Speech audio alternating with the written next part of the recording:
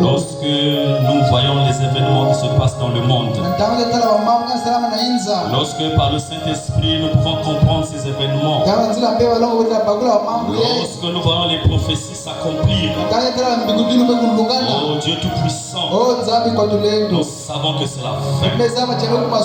Et Dieu bien-aimé, nous ne voulons pas, quand nous voyons cela, rester attachés aux choses du monde. Nous voulons davantage nous approcher de toi.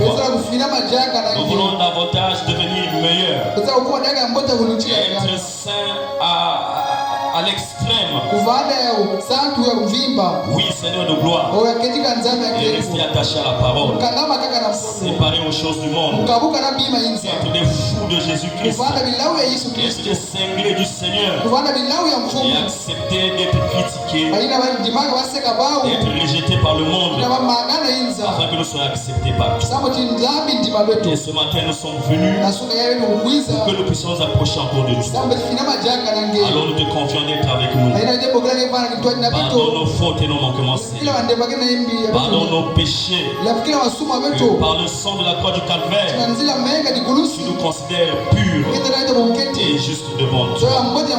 Nous te confions toutes choses pour la gloire de ton royaume. Au nom de Jésus-Christ. Amen. Que Dieu bénisse chacun de vous.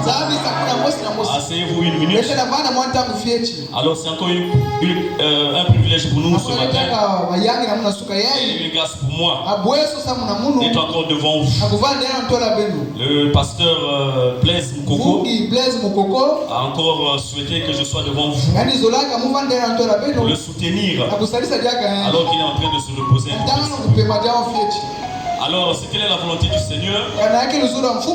Le mercredi, je pourrais quitter Pointe-Noire pour Sibiti. Et au début de la semaine prochaine, aller sur Brazzaville. Alors, mais je dis, si telle est la volonté du Seigneur, parce que nous voulons chaque fois que ça soit sa volonté. Et ce que je vais vous demander, je vais demander quelque chose à chacun de vous. Alors si vous pouvez me l'accorder, ce serait une bonne chose. Oh, c'est une chose qui ne coûte rien. C'est pas cher, mais c'est souvent difficile à voir. Alors ce que je vais vous demander, c'est que chacun de vous, lorsqu'il éclairera la tête pour la prière, partout il sera, qui se souvient de moi, qui se souvient de mon épouse, qui se souvient de nos enfants. Alors si vous pouvez faire cela, ce serait la meilleure chose que vous pouvez faire pour nous. Voilà ce que je vous demande. Pour le reste, Dieu seul sait ce qu'il a pourvu pour nous, où et quand il nous accordera cela.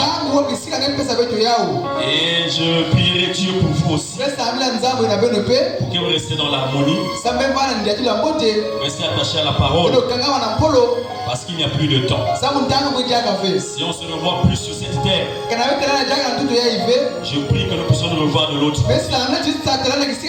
Vous voyez la joie que ça fait lorsque vous avez vu un frère il y a 10 ans passer et vous vous retrouvez après vraiment content.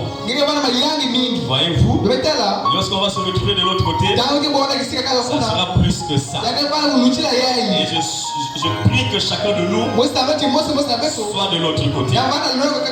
Amen.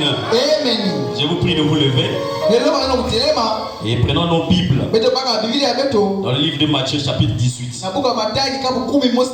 Je remercie le conducteur des chants.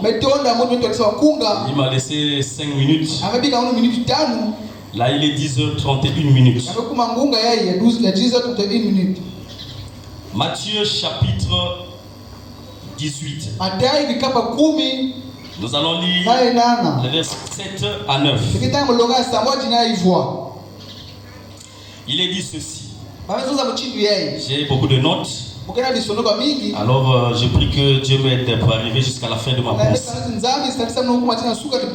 Matthieu 18. À partir du verset 7. Il est dit ceci. Malheur au monde à cause des scandales. Car il est nécessaire qu'il arrive des scandales. Les scandales, c'est maman voyait bien. C'est qui est scandaleux là. On dirait que maman voyait bien. Parce que tu dis maman bouillait, bon. Elle est maman bonne beauté. Mais le scandale, c'est. Il y a tout pour soi. C'est comme ça, on dit ça, je crois. Donc tu t'étonnes ce qui arrive là, c'est quoi? C'est un scandale. Car il est nécessaire qu'il arrive des scandales. Mais malheur à l'homme par qui le scandale arrive. C'est le Seigneur qui parlait ici. Et il est nécessaire que le scandale arrive. Malheur à l'homme par qui le scandale arrive. Seigneur Jésus-Christ, notre Dieu, nous venons de lire ta parole. Rentre dans la pensée, Seigneur. Révèle ce qui est nécessaire afin que cela puisse apporter la vie. Nous te confions toutes choses. Au nom de Jésus-Christ. Amen. Veuillez vous asseoir. Il est nécessaire qu'il arrive des scandales. C'est le Seigneur qui le dit. Alors c'est inévitable que les scandales arrivent.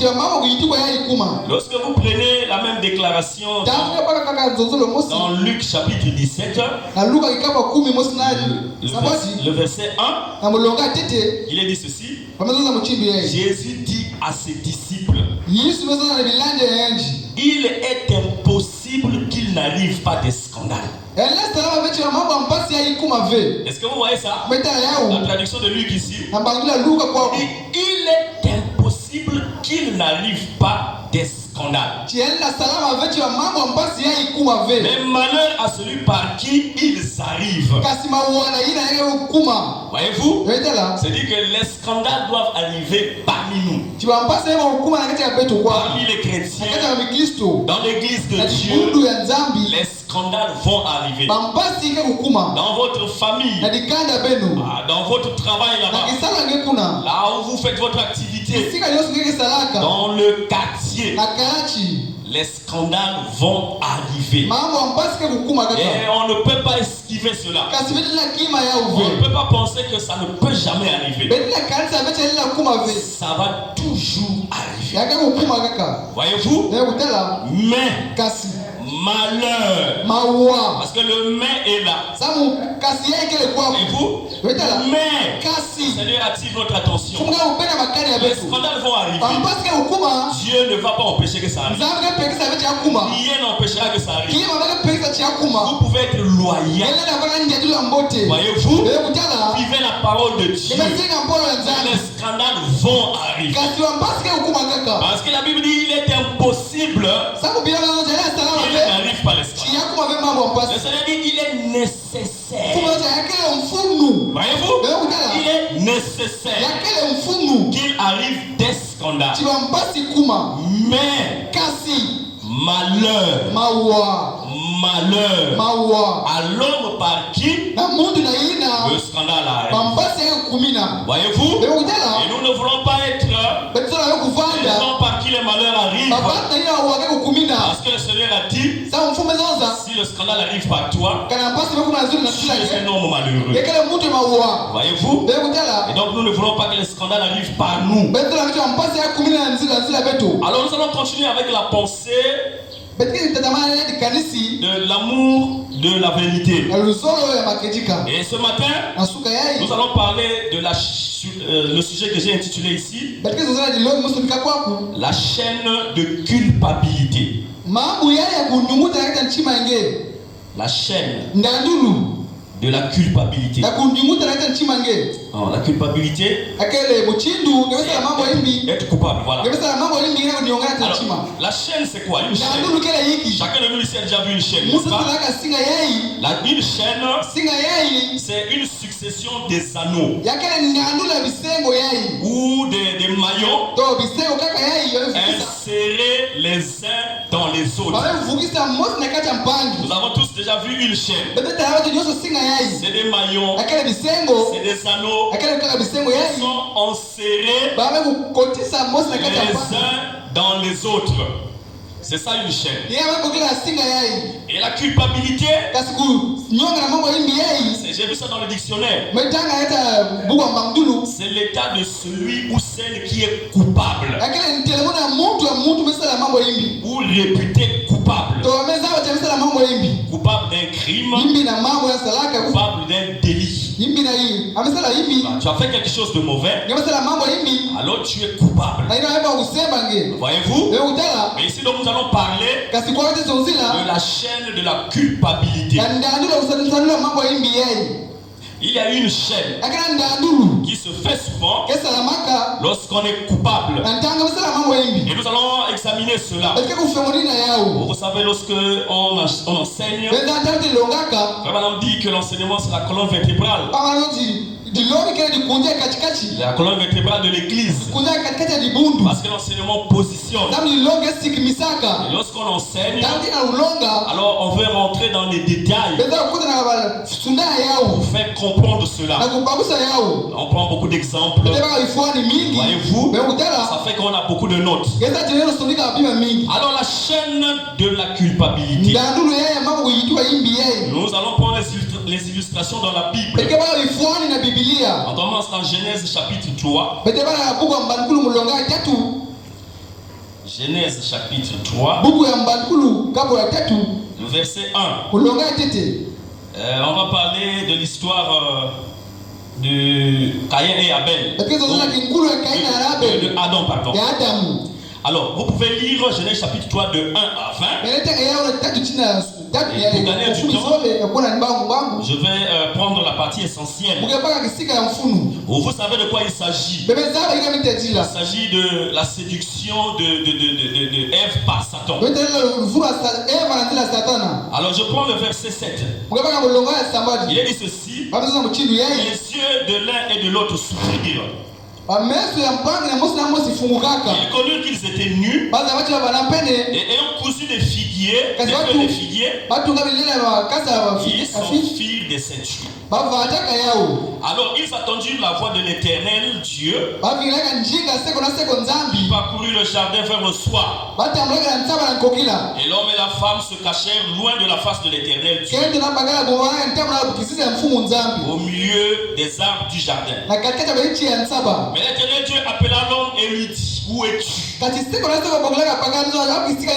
Il répondit: j'ai entendu ta voix dans le jardin et j'ai eu peur parce que je suis nu et je me suis caché. Et l'Éternel Dieu dit: qui t'a appris que tu es nu? Est-ce que tu as mangé de l'arbre dont je t'avais défendu de manger?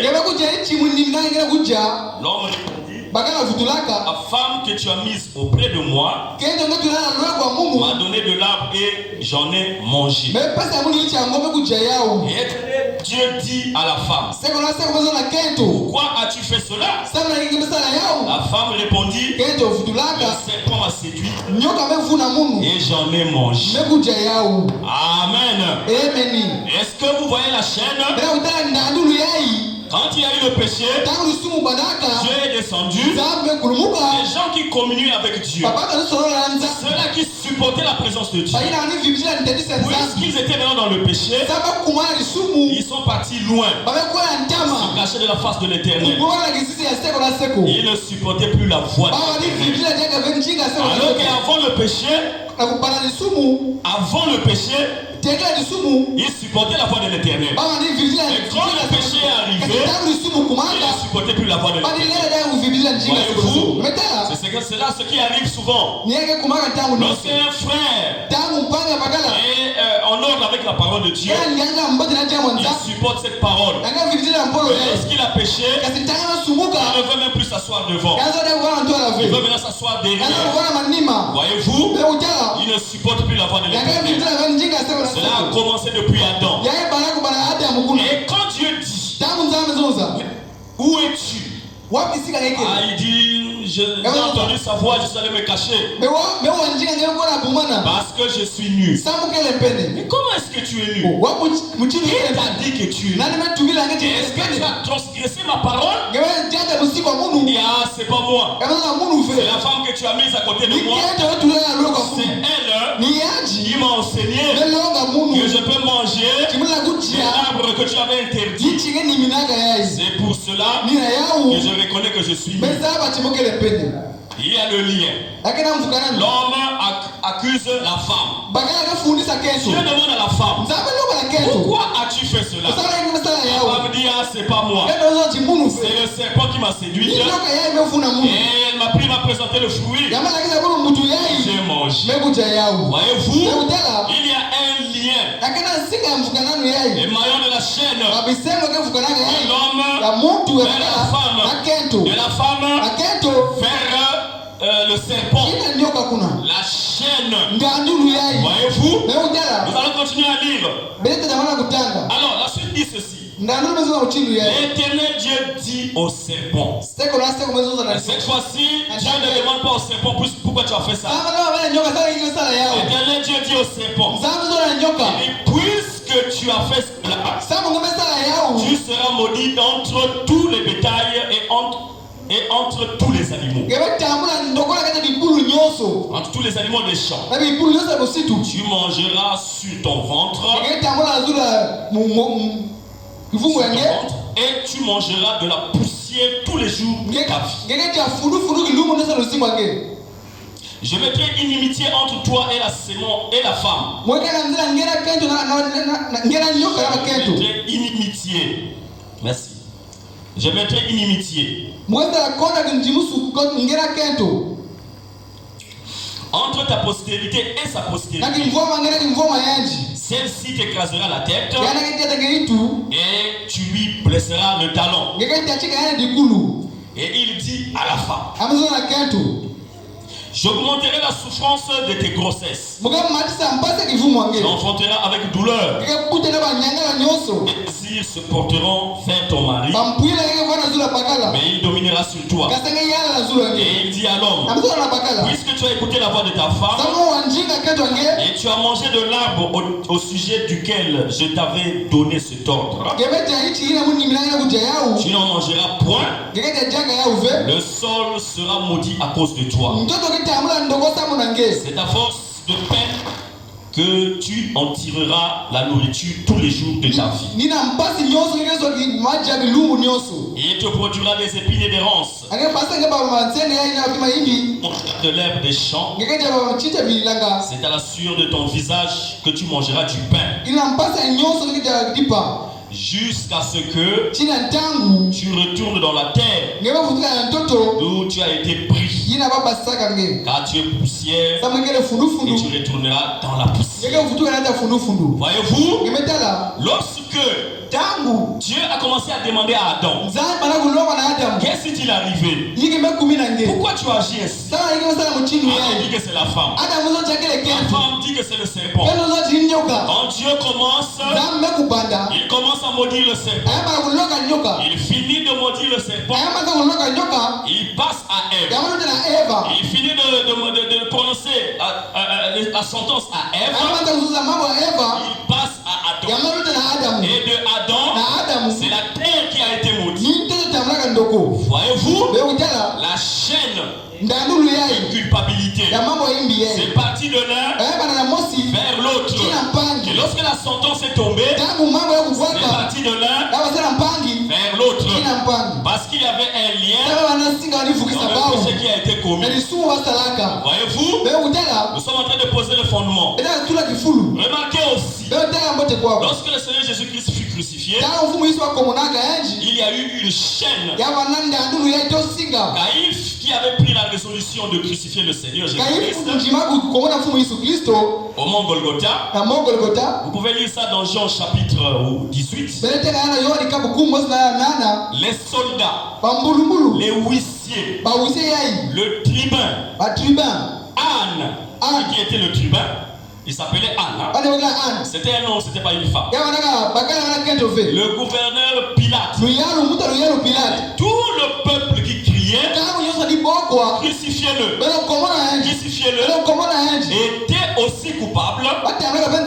que Judas Iscariote qui avait livré le Seigneur. Voyez-vous? Il y avait le lien. La chaîne de culpabilité. Oui, Judas l'a livré. Mais Judas n'était pas seul. Caïphe, Anne, voyez-vous, tous ces gens-là qui étaient là, qui ont soutenu la crucifixion du Seigneur, ils étaient aussi coupables de Judas Iscariote qui l'avait livré. Voyez-vous, vous pouvez lire ça dans Jean 18, de 1 à 40. Et l'arrestation et l'interrogation de Jésus-Christ devant Anne et Caïphe. Vous pouvez lire à la maison. Vous pouvez aussi lire Jean 19, de 9 à 10. La livraison de Jésus-Christ au juge par Pilate. Voyez-vous? Il y a aussi la mort d'Étienne. Je veux que vous puissiez comprendre cela. Je suis en train de poser le fondement. À la mort de Saint-Étienne, tous ceux qui ont été aux côtés de ceux qui l'ont lapidé étaient aussi coupables que ceux qui l'ont lapidé. Voyez-vous? C'est en cela que Paul, après qu'il s'était converti, a reconnu qu'il était coupable de la mort d'Étienne, qui était un homme juste devant le Seigneur. Vous pouvez lire ça dans Actes chapitre 6. Vous pouvez aussi lire ça dans Actes chapitre 7. Eh bien, vous aurez le récit de tout cela.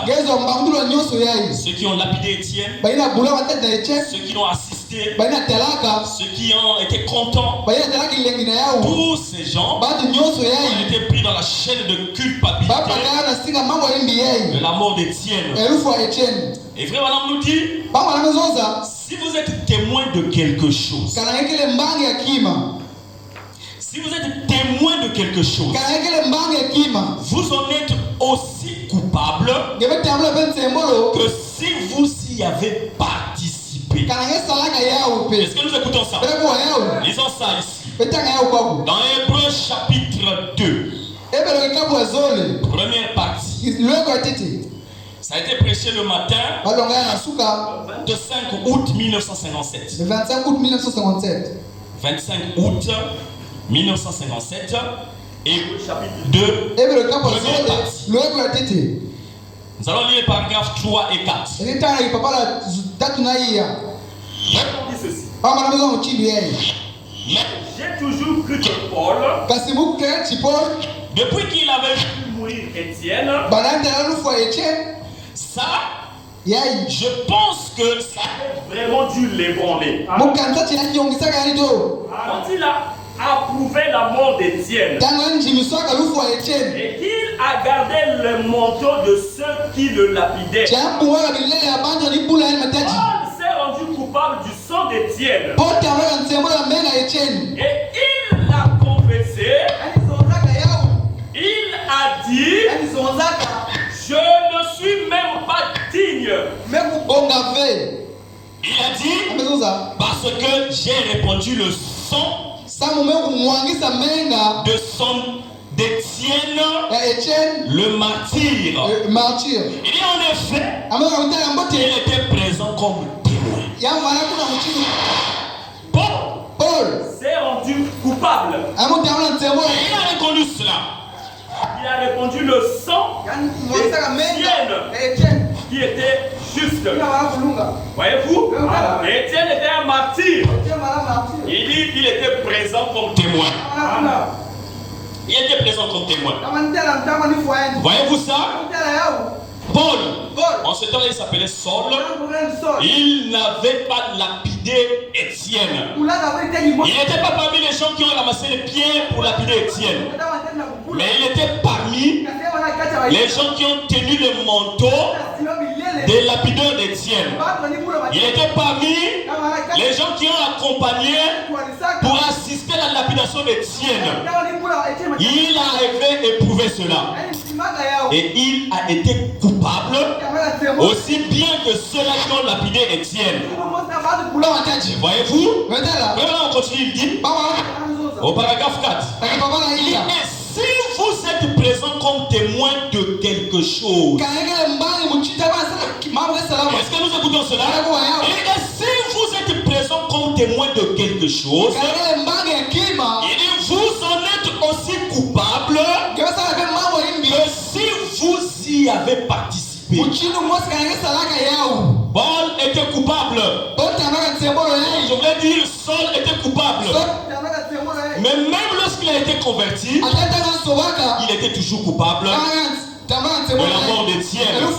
Et si vous êtes présent comme témoin de quelque chose, vous en êtes aussi coupable que si vous y avez participé. Donc, si nous témoignons en disant, oh oui, il n'aurait pas dû faire ça, il y a telle chose, faites attention à ce que vous dites, parce que vous vous rendez coupable par le jugement que vous portez. Voyez-vous, quelqu'un a commis quelque chose, vous en êtes témoin, et vous assistez comme on est en train de tuer la personne là. C'est un voleur. On crie dehors là, voleur. Vous sortez vous aussi, courez pour regarder, jusqu'à ce que les gens vont commencer à tuer cette personne. Et vous êtes là en train d'assister. Vous êtes en train d'approuver cela. Voyez-vous? Donc vous ne défendez pas cela. Vous ne demandez pas les gens de faire ça. Vous êtes là en train de voir. Ne pensez pas que vous êtes innocent. Voyez-vous? Madame dit, et si vous êtes présent comme témoin de quelque chose, vous en êtes aussi coupable que si vous y avez participé. Vous avez vu, on a arrêté un voleur. C'est vrai que c'est un voleur. On s'est démontré que c'est un voleur. Mais que faites-vous là? Si vous êtes là, c'est pour empêcher qu'on le tue. Voyez-vous? Si vous ne pouvez pas le faire, n'y allez pas. N'allez pas participer. N'allez pas assister. Vous allez être inséré dans la chaîne de culpabilité. Voyez-vous? Normalement, dans des pays où la police joue bien son rôle, mais vous allez faire la prison. Voyez-vous? Parce que vous avez approuvé cela. Frère madame dit, donc, si nous témoignons en disant, oh oui, il n'aurait pas fait ça. Il n'aurait pas dû faire ça. Oui, il ne fallait pas qu'il ait volé. Est-ce que vous écoutez ça? Il n'aurait pas dû voler. Il est parti voler. Il a subi son sort. Et vous êtes là en train d'assister. Alors, faites attention à ce que vous dites. Parce que vous vous rendez coupable par le jugement que vous portez. Il continue. Il dit, ici, je vais prendre Hébreux chapitre 6. Hébreux chapitre 6. Deuxième partie.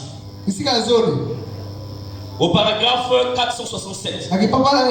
Hébreux chapitre 6. C'est toujours prêché en 1957. Mais c'était le soir du 8 septembre. 8 septembre 1957. 8 septembre 1957. Le soir. En tout cas, je lis toujours la version La Voix de Dieu. Hébreux chapitre 6, deuxième partie. Prêché le 8 septembre 1957. On commence à partir du paragraphe 67. Alors, ça fait une longue lecture. Mais c'est nécessaire que nous lisons. Frère, on dit ceci. Il y a un jeune homme de couleur. Il s'appelle Jimmy. Il vient ici à l'église. Il a une jambe. Vous savez, il boite un peu. Son nom m'échappe. Il travaille là-bas chez Vergon. Il conduit une dépanneuse. Il est venu me voir et il m'a dit, vous savez, révérend Branham, il a dit, je ne sais pas ce qui se passe avec le docteur Ramsey. Là, il a dit, je lui ai dit l'autre jour, j'ai dit, nous ici, on craignait même d'ouvrir la bouche. J'ai dit, vous étiez un homme saint. Mais il a dit, il a pris sa licence de prédicateur, il est allé vers la corbeille à papier, il l'a déchirée et l'a jetée dans la corbeille. En disant, je ne veux plus rien avoir à faire avec ça. Il a dit, hé monsieur, il a dit, vous ne devrez pas faire ça. Il a dit, oh Jim, c'est fini. Je ne sers plus le Seigneur. Alors il a repris, il a dit, vous n'êtes pas sérieux là. Ici, il faut vraiment en train d'expliquer, il y avait un jeu de couleurs. Qui est boiteux et qui partait au Branham Tabernacle.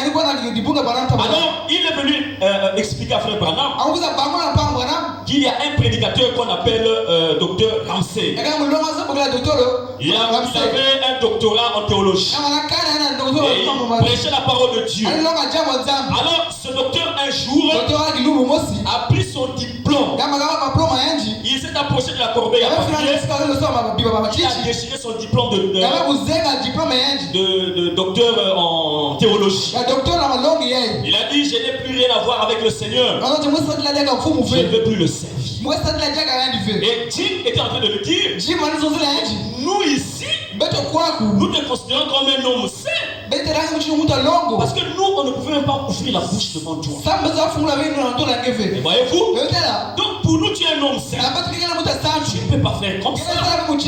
Il a dit à Jim, il dit, je ne sais plus le Seigneur. Donc je n'ai plus rien à voir avec le Seigneur. Et le jeune Jimmy a dit, vous n'êtes pas sérieux. Comment vous pouvez faire ça? Voyez-vous? Donc il explique à Frère Branham.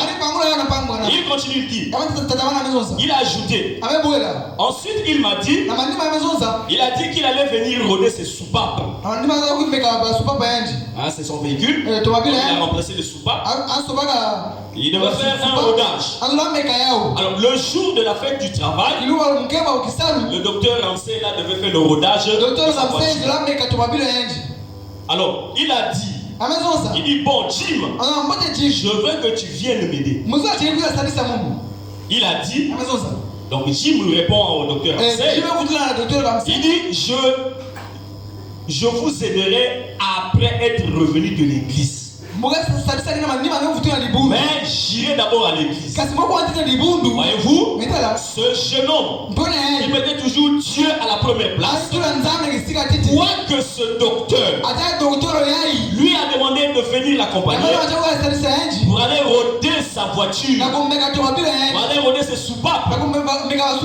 Jim lui a dit, j'aimerais bien vous aider, mais je commence d'abord à l'église. Quand je vais finir à l'église, alors je viendrai pour t'aider à rôder les soupapes. Voyez-vous, un frère, un chrétien qui accorde la première place au Seigneur. Vous serez témoin. Un ancien, un homme âgé, un docteur, voyez-vous, qui m'appelle, m'invite à rôder sa voiture. J'allais d'abord laisser l'église. J'ai dit, oh, bien volontiers. Allons-y. J'aurais là une excuse. Pour dire à Seigneur, c'est pas moi. Il m'a proposé d'aller. Donc je ne peux pas refuser. C'est un ancien. C'est le pasteur. Voyez-vous, c'est celui-là. C'est mon père. C'est mon oncle. Voyez-vous, Jimmy a dit Dieu d'abord et le reste après. Voyez-vous, il continue de dire, il a dit qu'il est retourné allé là-bas. Donc après l'église, il est reparti voir le docteur Ramsey. Et monsieur Ramsey était en train de rôder les soupapes de sa voiture. Il a dit, Jimmy, va vite de l'autre côté de la rivière. Il dit, les bars sont fermés ici. Va vite de l'autre côté de la rivière. De chercher une caisse de bière. Quand Jimmy arrive et trouve le docteur Ramsey en train de rôder le soupape de sa voiture, le docteur Ramsey lui dit, Jimmy, va vite de l'autre côté de la rivière. Parce que là où ils étaient, il y avait une rivière qui séparait ce côté-ci et l'autre côté. Et le docteur Ramsey, il ne veut plus servir Dieu, veut maintenant son piffé de l'alcool. Et il lui dit à Jimmy que de ce côté-ci, là nous sommes avec toi, tous les bars sont fermés. Alors traverse la rivière, va de l'autre côté, va m'acheter une caisse de bière. Aujourd'hui on parlerait d'un casier de bière. Voyez-vous, il s'agit de cela. Il a dit, c'est Jimmy qui répond, il a dit, Monsieur Ramsey, il dit, j'ai été coupable de bien de choses. Mais je ne serai jamais coupable d'être allé chercher une caisse de bière pour un serviteur du Seigneur. Est-ce que nous écoutons cela? Monsieur Ramsey, ancien frère Ngamoui, mon oncle, mon mari, ma femme, mon père, ma mère, j'ai été coupable de bien des choses. Oh, Jimmy reconnaît que quelquefois il avait transgressé la parole de Dieu. Il dit, mais je ne serai jamais coupable d'être allé chercher une caisse de bière pour un serviteur du Seigneur. Voyez-vous la position de Jimmy? Jimmy refuse ici d'être dans la chaîne de culpabilité avec le docteur Ramsey. Est-ce que nous voyons ça? Il refuse. Il dit, je ne veux pas prolonger la chaîne. Je ne veux pas être le maillon de cette chaîne. Lorsque Dieu va prononcer la sentence, que moi aussi, je sois pris dans cette sentence. Voyez-vous, il brise la chaîne de culpabilité en refusant de faire le mal. Il dit, monsieur Ramsey, j'ai été coupable de bien des choses. Mais mais je ne serai jamais coupable d'être allé chercher une caisse de bière pour le serviteur du Seigneur. Il a dit, non monsieur, je ne ferai jamais ça. Oh, quel courage. Le Saint-Esprit est courageux, mon frère. Le Saint-Esprit est courageux, ma soeur. Prenez votre courage par le Saint-Esprit.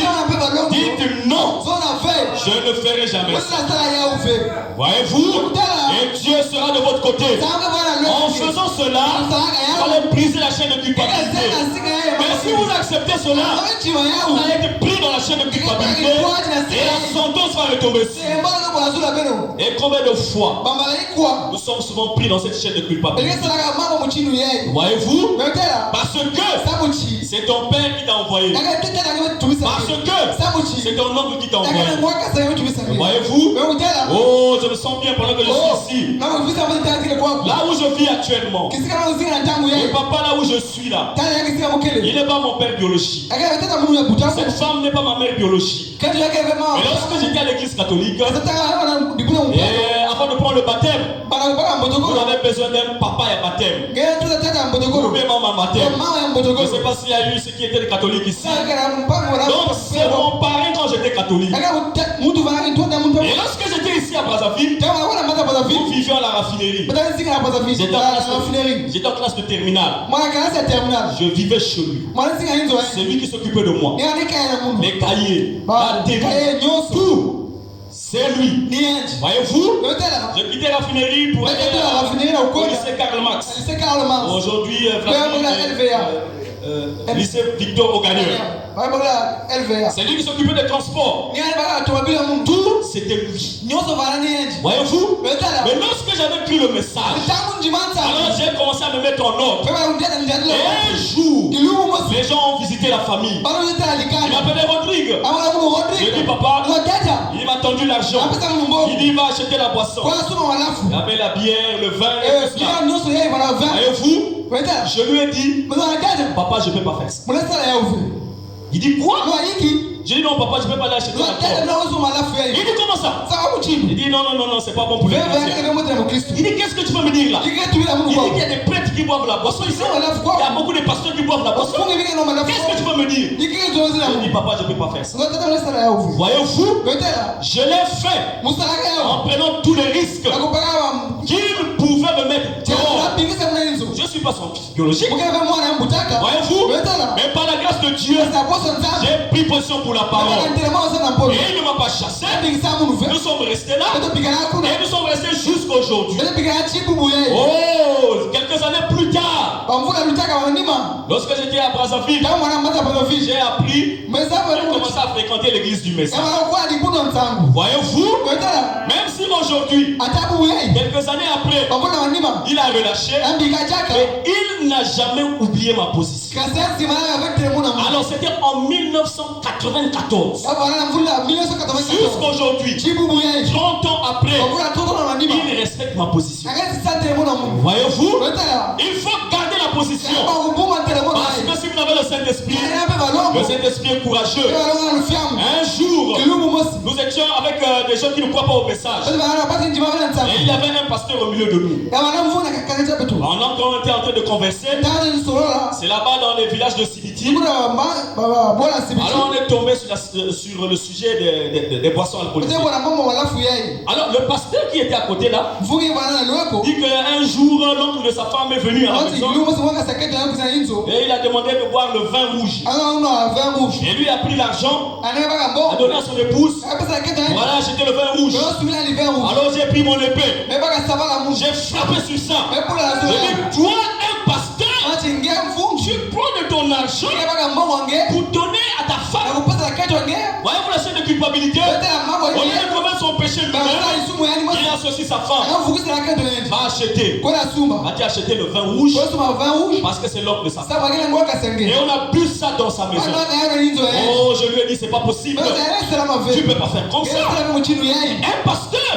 Et il a voulu tergiverser. Il a voulu donner des raisons. Mon frère, je suis resté ferme. Je lui ai dit, tu as mal agi. Tu ne peux pas faire ça. Et qu'est-ce que tu diras à l'église? Voyez-vous? Pendant que tu le fais aussi, si une brebis de ton église arrive là, comment tu vas justifier ça? Déjà le faire, même si c'est loin des brebis, un pasteur ne devait pas le faire. Un prédicateur, un chrétien ne devait pas agir ainsi. Voyez-vous? Nous devons rester fermes avec la parole. Quoi que cela nous coûte, même si l'on est rejeté, nous devons rester attachés à la parole de Dieu. Jimmy a dit, non, monsieur, je ne ferai jamais ça. Voyez-vous? Et les frères qui étaient à côté de nous, ceux qui ne croient pas la parole, le message bien sûr, ils ont dit non, mais pasteur, tu as tort. Monsieur Ngamouli a raison. Mais comment tu peux faire des choses comme ça? Pour le plier, c'était difficile. Il ne voulait pas accepter. Mais je n'ai pas lâché. Je l'ai coincé. Et finalement, il a dit bon, vous avez raison. J'ai dit oui, nous avons raison. Parce que ça ne doit pas se passer comme ça. Comment ça? Quelqu'un vient d'ailleurs, il amène le péché dans ta maison et tu acceptes cela? Ce n'est pas possible. Nous ne devons pas prolonger la chaîne de culpabilité. Nous devons arrêter cela. Vraiment, continue, il dit. Et il a dit, allez, vas-y, va me chercher ça, Jim. Donc, le docteur Ramsey insiste pour que Jim puisse aller pour acheter la caisse de bière. Et il a dit, monsieur Ramsey, je vais bien rôder vos soupapes. Mais si vous voulez la bière, vous irez la chercher vous-même. Frère, cher prédicateur, frère Mamoui, je veux bien t'aider pour rouler ta voiture. Mais on t'allait chercher à bien. Si tu veux ça, on le fait toi. Voyez-vous, il est resté ferme. Il dit, mais si vous voulez de la bière, vous irez la chercher vous-même. Il a dit, je n'irai jamais chercher une chose pareille pour un serviteur du Seigneur. Amen. Voyez-vous, il a tenu ferme et il a refusé cela. Nous avons besoin de l'esprit de Jimmy pour prendre position et se ranger du côté de Jésus. Nous avons besoin du Saint-Esprit. Parce que l'esprit qui était en Jimmy, c'était bien le Saint-Esprit. Voyez-vous? Et nous avons besoin du Saint-Esprit pour résister à ce genre de tentation, à ce genre d'épreuve. Voyez-vous? Et nombreux d'entre nous, là où nous sommes, dans le travail que nous faisons, nous nous rendons souvent coupables de transgression et nous sommes liés dans la chaîne de culpabilité. Parfois nous sommes conscients de cela. Parfois nous ne sommes pas conscients. Voilà pourquoi Dieu nous parle ce matin. Vous êtes peut-être couturier ou bien couturière. Nous allons examiner cela. Voyez-vous, vous êtes peut-être un restaurateur. Vous êtes peut-être enseignant. Vous êtes peut-être commerçant. Vous êtes pasteur. Voyez-vous, nous sommes souvent coupables de péché ou avoir été le maillon qui a prolongé la chaîne de culpabilité. Vraiment, nous dit ceci. Dans la prédication, les 5 identifications précises de la véritable église. Les 5 identifications précises de la véritable église. Ça a été prêché le 11 septembre 1960. Le 11 septembre 1964. 11 septembre 1960. 11 septembre 1960. Le soir du 11 septembre 1960. Au paragraphe 21. Je salue la présence de notre frère Eric Mampassi. Hier, j'ai parlé avec lui. J'ai dit, si tu n'avais pas où aller, j'ai pris que tu viennes communier avec nous. Et il est là. Que Dieu le bénisse. Voilà, on dit ceci. Or, Jésus a dit, quiconque regarde une femme pour la convoiter a déjà commis un adultère avec elle dans son cœur. Il dit maintenant, quand ce pécheur aura à rendre des comptes pour avoir commis adultère, qui sera coupable? Qui sera coupable? La femme qui a exhibé sa personne. Vous auriez beau être aussi pur qu'un lys quant à la chasteté, mais si vous vous êtes exhibé en tenue indécente devant les gens, bien que vous soyez innocent d'avoir commis l'acte, vous avez incité un homme à avoir des mauvaises pensées à votre sujet. Alors que c'était de votre faute. Jésus a dit que vous serez coupable d'avoir commis adultère. Et une adultère n'entrera jamais au ciel. Est-ce que nous entendons cela? C'est notre prophète qui le dit. Et ici, il est en train de répéter Matthieu chapitre 5, le verset, à partir du verset 27. Parce que c'est le Seigneur qui l'a dit. Et le frère Branham est en train de réciter cela. Il dit, vous auriez beau être aussi pur qu'un lys quant à la chasteté. Mais si vous vous êtes exhibé en tenue indécente devant les gens, bien que vous soyez innocente d'avoir commis l'acte, vous avez incité un homme à avoir de mauvaises pensées à votre sujet. Alors que c'était de votre faute. Jésus a dit que vous serez coupable d'avoir commis adultère. Et une adultère n'entrera jamais au ciel.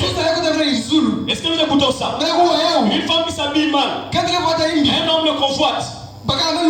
Vous êtes tous liés. L'homme a commis adultère, la femme aussi a commis adultère. Voyez-vous? Et lorsque nous regardons cela, attendez, je vais ajouter ça. Après, nous allons éclaircir. Dans Hébreux chapitre 7, première partie. Toujours prêché en 1957. Cette fois-ci, c'était le soir. Le 15 septembre 1957. Hébreux chapitre 7. Première partie. Paragraphe 153. Frère, madame dit ceci. Je vais vous dire quelque chose. Ma chère sœur, vous aurez à répondre de ça.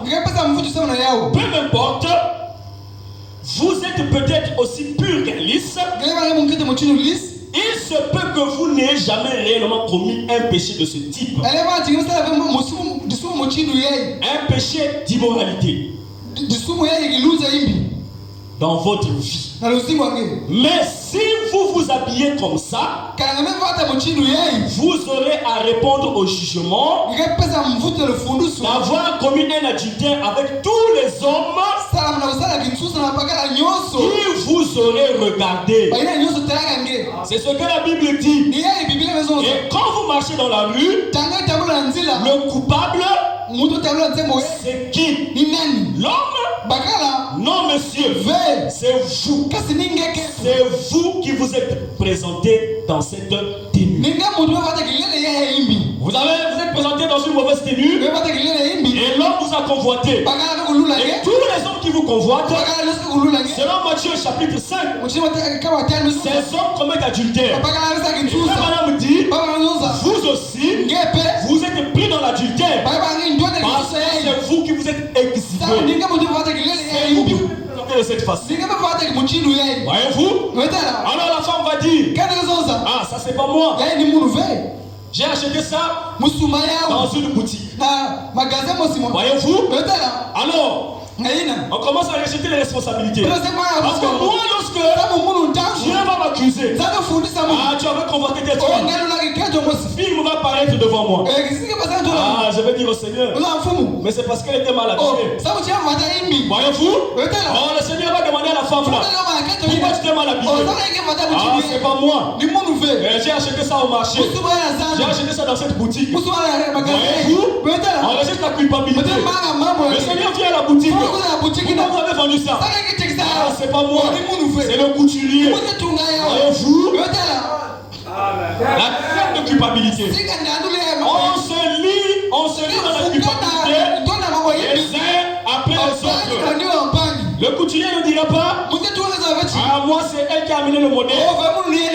Si toi chrétien, tu es couturier, tu es couturière ma soeur, un client vient et te donne un certain modèle. Il faut que tu puisses coudre ça comme ça. Il faut laisser un peu les parties de ça dehors. Il faut laisser le don du dehors. Si tu es un vrai chrétien, si tu es rempli du Saint-Esprit, tu diras, Docteur Ramsey, non, si tu veux la bière, achetez ça toi.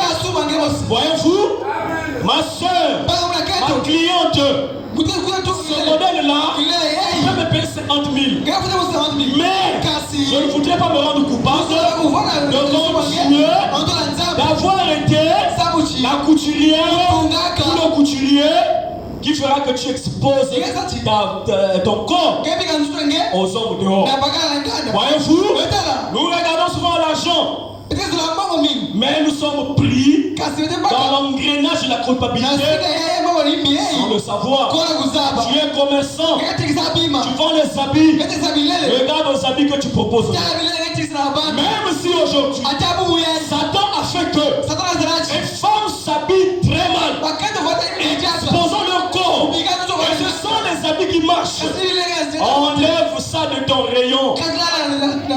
Enlève ça de ton rayon. Dieu enverra les chrétiens Voyez-vous, si tu prends position pour la parole de Dieu, Dieu prendra position pour toi. Voyez-vous, la chaîne de culpabilité. Tu diras pas c'est pas moi, c'est celui qui avait fabriqué le tissu. Parce que ceux qui fabriquent les tissus aujourd'hui, ils fabriquent des tissus transparents, tellement transparents que lorsque la femme porte et remarquez, vous ne verrez pas ce genre d'habits chez les hommes, mais vous verrez ce genre d'habits chez les femmes. Ce genre de tissu c'est pour les femmes. Parce que l'esprit de séduction est là. Voyez-vous? Et un homme, une femme qui est remplie du Saint-Esprit n'achètera pas ce genre de tissu. Voyez-vous, frère, tu es couturier. On t'amène ce genre de tissu pour que tu puisses coudre un vêtement qui fera exposer le corps de la femme. Alors tu vas le jeter sur elle. Voyez-vous, c'est la parole de Dieu. L'homme, la femme, le vendeur, le couturier, ainsi de suite. Dans l'engrenage de la culpabilité. L'homme qui a regardé, il a convoité, il a commis le péché. La femme qui s'est exposée a commis le péché. Le vendeur qui a vendu est aussi dans l'engrenage. Le couturier qui a cousu est aussi dans l'engrenage. Voyez-vous cela? La chaîne de culpabilité. Nous devons briser le lien. Nous devons refuser cela. Voyez-vous? Si ton frère a péché, va vers lui et réponds-lui entre lui et toi. Vous seuls. Si tu ne le fais pas, tu es aussi coupable que lui. Bengamouille a commis le péché. Bengamouille a commis le péché. Toi, tu as vu. Si tu ne vas pas faire le vrai Bengamouille, si tu ne vas pas vers frère Gamouille, parler avec lui de ce que Dieu a permis que tu puisses voir. Un Gamouille est coupable, toi aussi tu es coupable. Tu as transgressé la parole de Dieu. Quelle parole de Dieu? Tu as transgressé Matthieu chapitre 18. Matthieu chapitre 18 dit ceci. Nous allons lire ça. Matthieu chapitre 18. À partir du verset 15. Le Seigneur dit ceci. Si ton frère a péché, va et reprends-le entre toi et lui seul. S'il t'écoute, tu as gagné ton frère. Mais s'il ne t'écoute pas, prends avec toi une ou deux personnes afin que toute l'affaire se règle sur la déposition de 2 ou de 3 témoins. S'il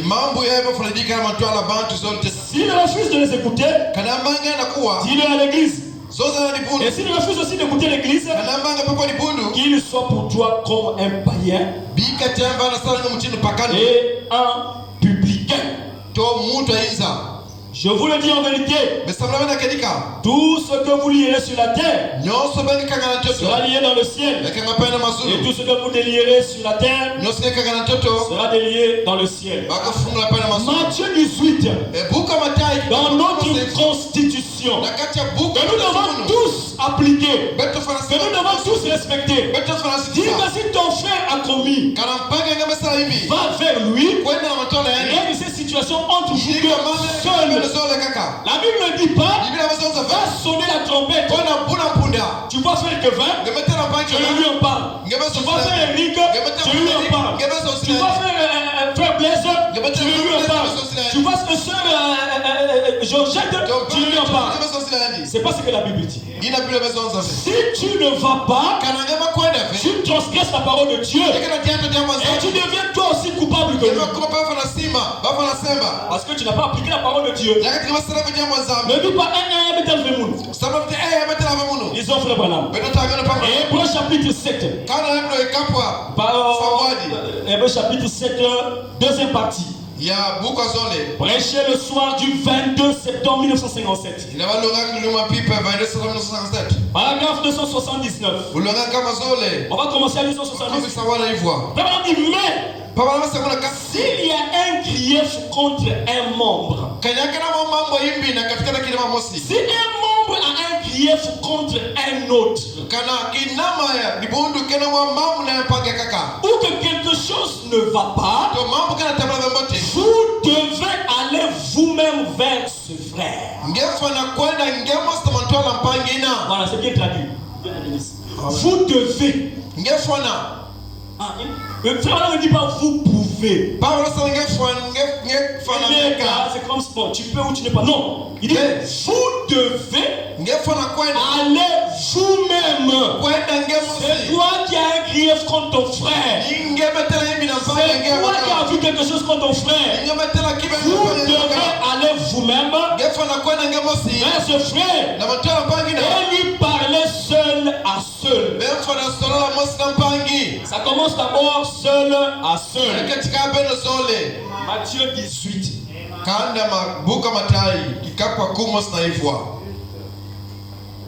Vraiment, continue, il dit. Et s'il refuse d'écouter cela, passez à l'étape suivante. Faites-vous accompagner de l'un des diacres ou de quelqu'un qui ira avec vous vers ce frère. C'est la deuxième étape. Et la première étape, tu vas toi seul. Parce que c'est toi qui as vu. Parce que c'est toi que tu as permis de voir. Parce que c'est toi qui as quelque chose contre le frère Ngamoui. Si le frère Ngamoui n'écoute pas le frère Kevin, alors frère Ngamoui va prendre un frère ou deux frères. Allez voir le frère Ngamoui. Il dit voilà, frère Ngamoui, j'ai vu telle situation. Je t'ai parlé, mais tu ne m'écoutes pas. Tu continues. J'amène maintenant deux témoins. Voyez-vous, c'est l'étape suivante. Et s'il refuse de vous écouter, il t'a refusé d'abord de t'écouter toi. Il refuse maintenant de vous écouter quand vous êtes à toi. Alors, venez dire à l'église. Venez dire à l'église ne veut pas que vous venez ici, vous commencez à parler de ça. Parlez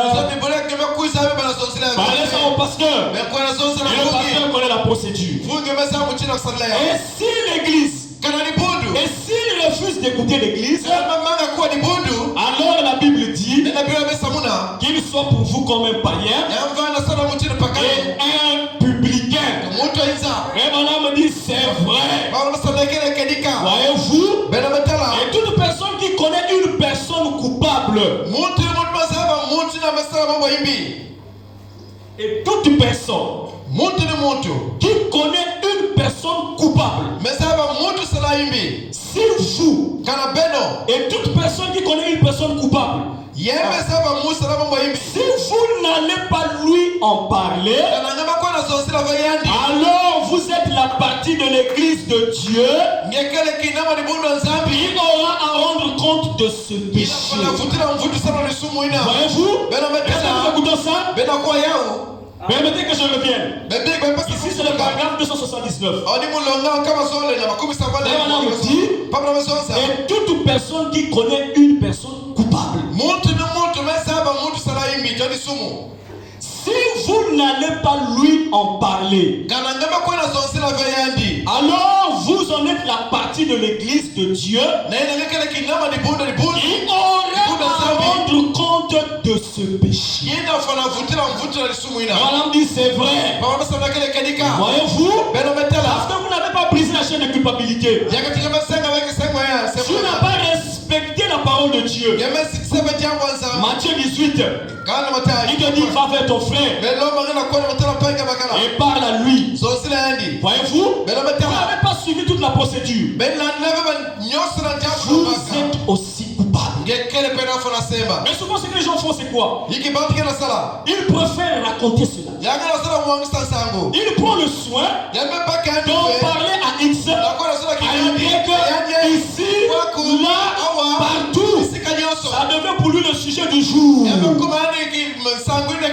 Voyez-vous? Il improvise même les visites. Je dois aller voir frère. Je dois aller voir soeur. Mais tu connais pas une soeur qui vit dans les parages ici? Voilà, la soeur telle qui n'est pas loin d'ici. La soeur qui n'est pas loin d'ici. Ok. Bon, ok. Que Dieu te bénisse. Je vais t'accompagner. Oh non, tu peux pas rester. Il sait qu'il va continuer le commérage là-bas. Mais il ne veut pas qu'on l'accompagne, voyez-vous? Il est arrivé là-bas, il commence à parler. C'est parce que la Bible dit, tu transgresses la Constitution. Tu transgresses la Constitution, alors tu es coupable. Voyez-vous? Vous êtes coupable parce que vous avez transgressé la parole de Dieu. Parce que vous n'avez pas vécu Matthieu 18. Et vous êtes coupable de transgression de toute la parole de Dieu. Parce que vous avez transgressé une parole de Dieu. C'est ce qui est dit dans Jacques chapitre 2 verset 10. Vous lirez ça à la maison. Jacques chapitre 2 verset 10 dit, Jacques 2 10 dit que si vous avez transgressé une parole, vous êtes coupable de toute la parole de Dieu. Voyez-vous? Quelqu'un a péché, vous avez pris connaissance de ça. Ça, quand vous avez pris ça, si vous appliquez la parole de Dieu, vous allez rompre la chaîne. Mais si vous prenez ça pour aller rapporter, alors vous êtes en train de prolonger la chaîne. Et les gens qui vous écoutent, écoutez, c'est pas mauvais. Parce que vous voyez que Jimmy était aussi en train de parler du docteur Ramsey à Frère Branham. Ça, c'est pas mauvais. Mais quand vous recevez, c'est de recevoir. C'est-à-dire que vous acceptez cela. Et vous confirmez en vous-même que c'est vrai. Là, vous êtes pris dans l'engrenage. 1 Timothée chapitre 5. 1 Timothée chapitre 5. Écoutons ce que la Bible nous dit ici. Ce que le Saint-Esprit était en train de dire à Timothée. Par Paul. 1 Timothée chapitre 5, le verset 19.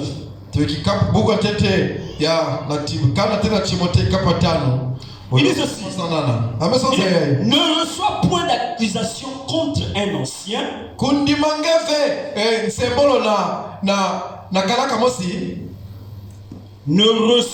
reçois point d'accusation contre un ancien. Ne reçois. Recevoir ici, c'est accepter. Écouter, tu vas écouter. Quelqu'un vient te dire quelque chose, tu vas écouter. Écouter Jimmy. Voyez-vous? Mais c'est de recevoir. Accepter cela. Il ne reçoit pas d'accusation. Parce que quand quelqu'un vient accuser, et si tu acceptes cette accusation-là, c'est que tu reçois ça. Voyez-vous? Et on peut te dire quelque chose. Tu dis, ok, merci frère. Merci soeur. Je vais vérifier cela. Sinon tu prends ce frère-là. Tu dis non, attends. Reste là. Tu composes le numéro de ce frère. Frère Ngamoui, tu es où? Ah, viens. Prends le taxi. Je vais payer quand je vais arriver. Viens chez moi. Si c'est la vérité, le frère là va rester là. Si c'est pas la vérité, il va transpirer, il va fuir. Voyez-vous? Et on va arrêter le commérage là. Soit point d'accusation contre un ancien, si ce n'est sur la déposition de 2 ou 3 témoins. Ceux qui prêchent, ceux qui pêchent, reprends-les devant tous. Afin que les autres aussi éprouvent de la crainte. On dirait que j'ai sauté quelque chose.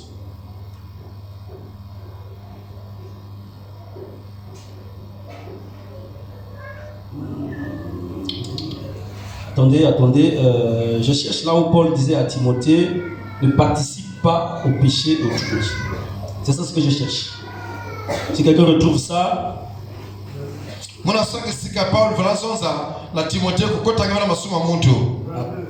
c'est ouvert. Oui, il n'y a pas de problème, mais si c'est la même pensée, c'est au verset 22.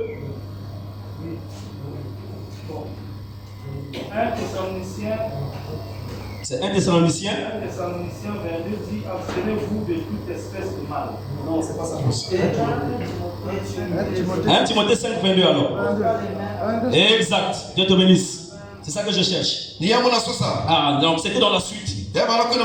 Alors, il dit au verset 22, ne pose les mains à personne avec précipitation. Et ne participe pas au péché d'autrui. Toi-même conserve-toi pur. Ne participe pas au péché d'autrui. Toi-même conserve-toi pur. Participer c'est quoi? C'est être en association avec quelqu'un. Quelqu'un a sa pensée. Tu t'associes à sa pensée pour l'aider à faire ce qu'il fait. Alors tu participes à cela.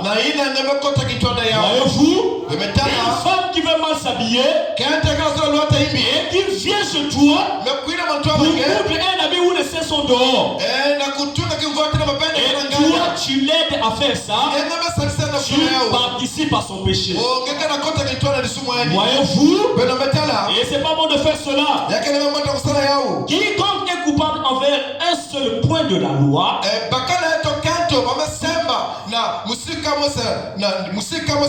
viole toute la loi. On dit ne plaisantez pas avec cette parole.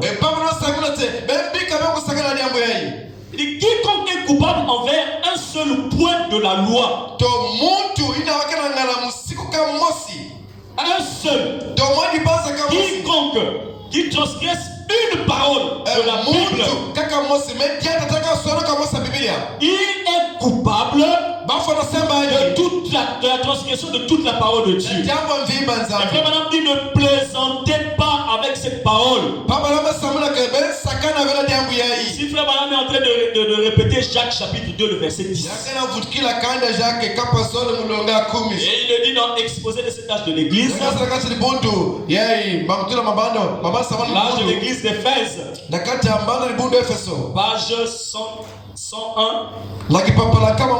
Page 102. Vous pouvez lire ça là-bas. Voyez-vous, nous devons faire le nécessaire pour éviter d'être dans l'engrenage de la culpabilité. Ne faisons jamais comme Pilate. Il dit ah ça vous regarde. Ah je lave mes mains. On me dit tant qu'il y a Christ dedans, tant que ça concerne Christ, nous sommes aussi concernés. Donc une situation concerne Christ. Tu ne peux pas dire ah ça me regarde pas. Mais madame dit nous aussi nous sommes concernés dans ça. Amen. Que ce soit parmi les chrétiens qui croient le message du temps de la fin. Que ce soit parmi ceux qui ne croient pas au message du temps de la fin. Tant que ça concerne Christ, nous sommes aussi concernés. Tu ne peux pas dire c'est pas mon affaire. Bon, si Pilate dit ah ça c'est pas moi. Amenez-moi de l'eau. Je vais laver mes mains. Il pensait qu'il devait se dédouaner comme ça.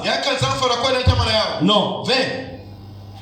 Il était pris dans l'engrenage. Et lui aussi était coupable de la crucifixion du Seigneur. Vraiment on dit ici, dans la prédication, pourquoi ne sommes-nous pas une dénomination? Prêché le 27 septembre 1958. 27 septembre 1958. Pourquoi ne sommes-nous pas une dénomination? Paragraphe 18. On dit ceci. Donc, nous n'avons pas de dénomination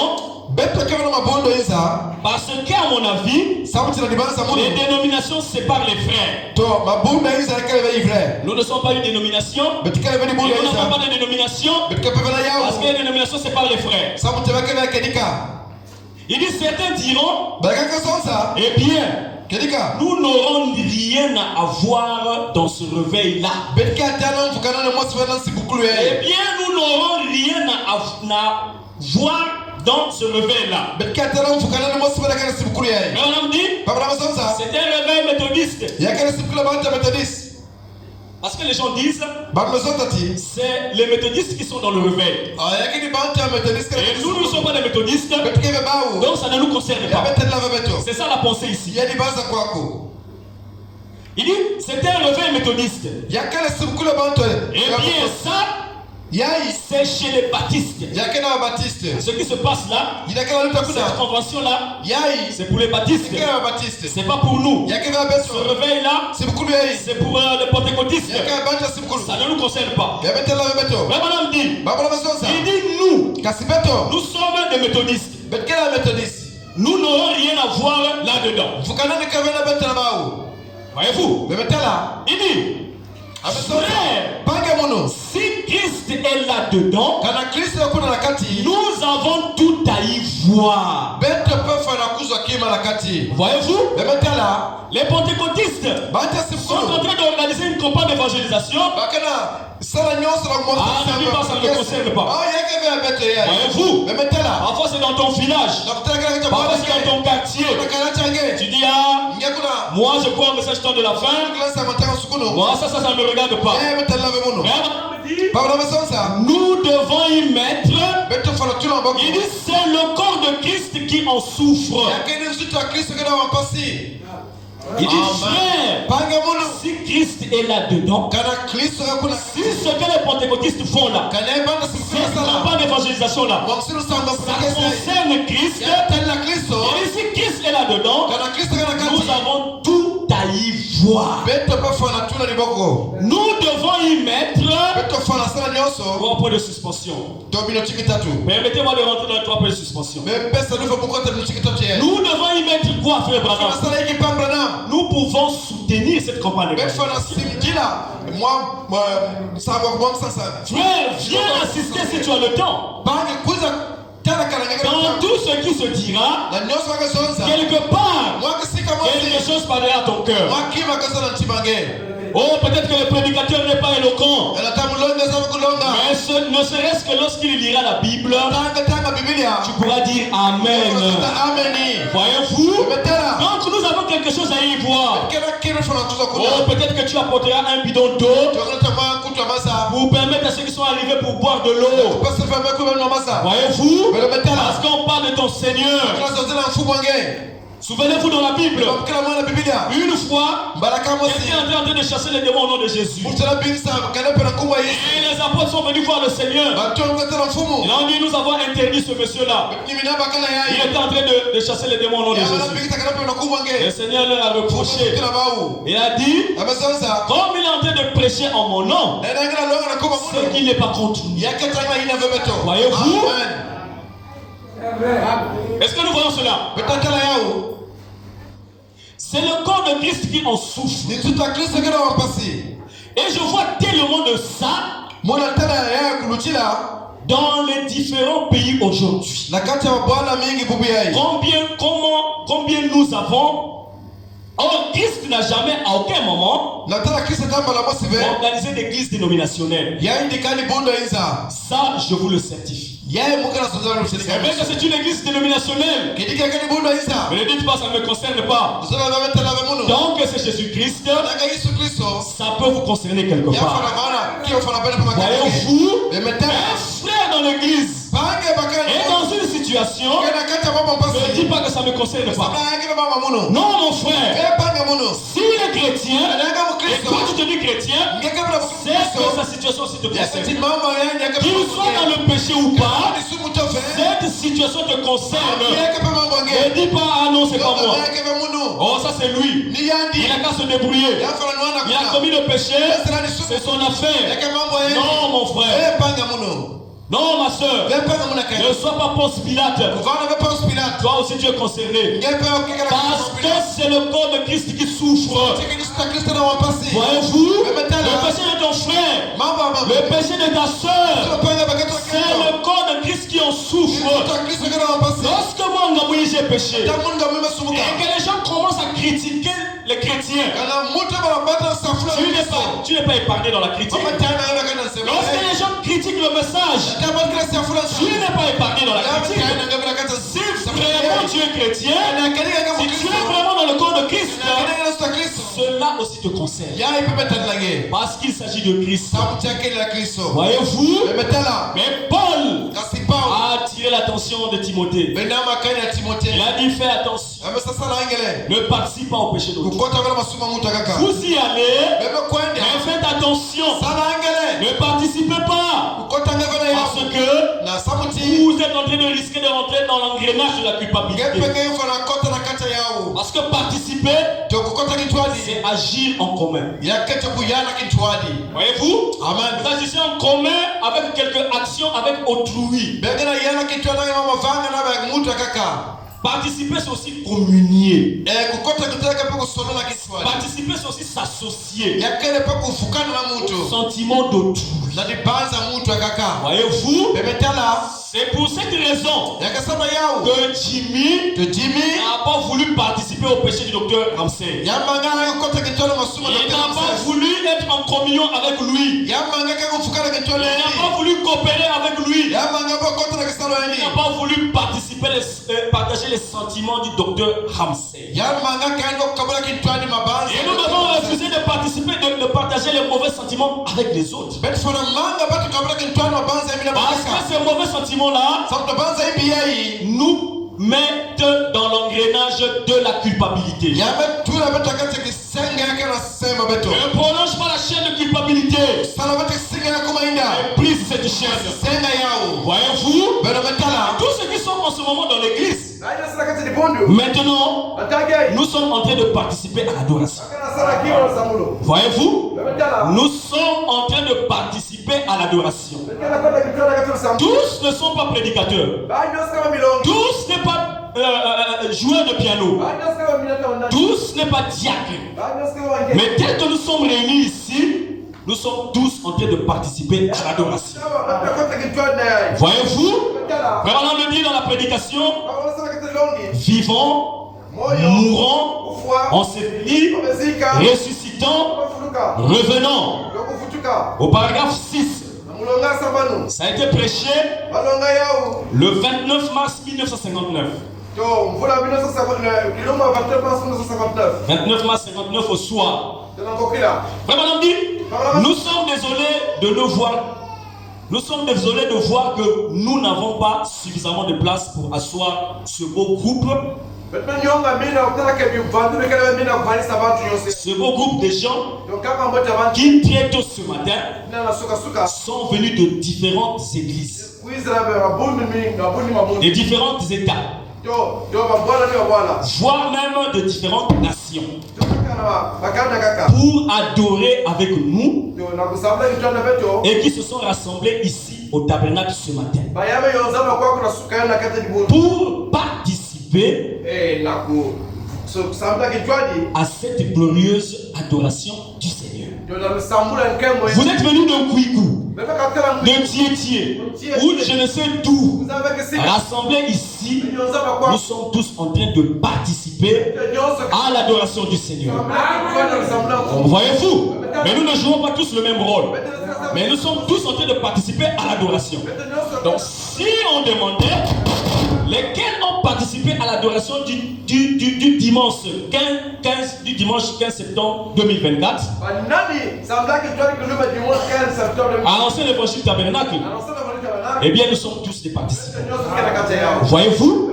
C'est participer. Ça ne veut pas forcément dire que c'est vous qui avez lapidé ou bien c'est vous qui avez injurié. Mais lorsque vous êtes là, voyez-vous, au lieu d'arrêter cela, mais vous êtes en train d'acclamer. Vous avez les mains dans la poche. Vous êtes en train d'acquiescer. vous êtes aussi coupable que celui qui est en train d'insulter. Vous êtes aussi coupable que celui qui est en train de répondre le commérage. Voyez-vous, tous n'est pas un diacre dans l'église. Mais faisons attention. Lorsque nous disons quelque chose, lorsque nous faisons quelque chose, lorsqu'il y a le péché, quelle est notre attitude? Ah, c'est pas mon affaire. Mais tu es membre de l'église, mon frère. Tu es membre de l'ancien évangile tabernacle. Rapproche-toi de frère Ngamouyi et dis-lui ce qui ne va pas. Voyez-vous? Alors nous allons lire ici. On va prendre une autre pensée. On va parler de la cigarette. On va parler de l'alcool. Donc question et réponse numéro 4. Prêché le 30 août 1964. Le soir du 30 août 1964. Question et réponse numéro 4. Je vais prendre les paragraphes 125 jusqu'à 132.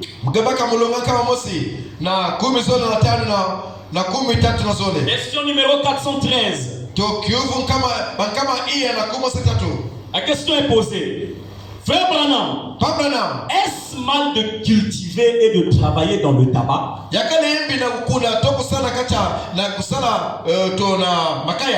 Est-ce qu'il est mal de cultiver et de travailler dans le tabac?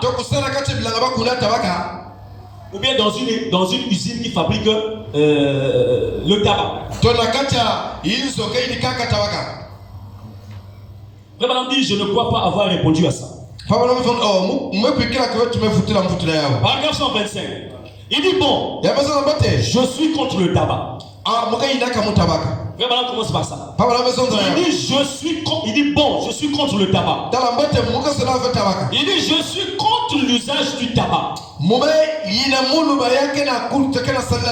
dit tout chrétien né de nouveau sera un point. Le sera un point c'est tout. Un point, c'est tout. On ne va pas raisonner dessus. Il dit bon, je suis contre le tabac. Je suis contre l'usage du tabac. Il dit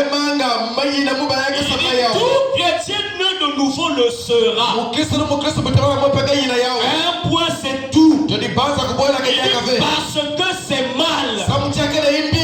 Amen. On ne va pas raisonner. Ah non, tu vois, mon kiosque là, c'est la cigarette qui marche beaucoup. Donc je ne peux pas faire autrement. Si tu es né de nouveau, tu seras contre l'usage du tabac. Un point, c'est tout. Parce que c'est mal. Paragraphe 126. Il dit maintenant, vous les hommes et les femmes qui fumez, ça vous induit simplement en erreur. Parce qu'on ne peut pas. 3 points de suspension. Je vais rentrer dans 3 points de suspension. Parce qu'on ne peut pas être un chrétien et faire l'usage de la cigarette. Voyez-vous, usage du tabac. Ici, c'est pas seulement la cigarette. Il ne dit pas je suis contre la cigarette. Suivant, il dit je suis contre l'usage du tabac. Aujourd'hui même les frères. On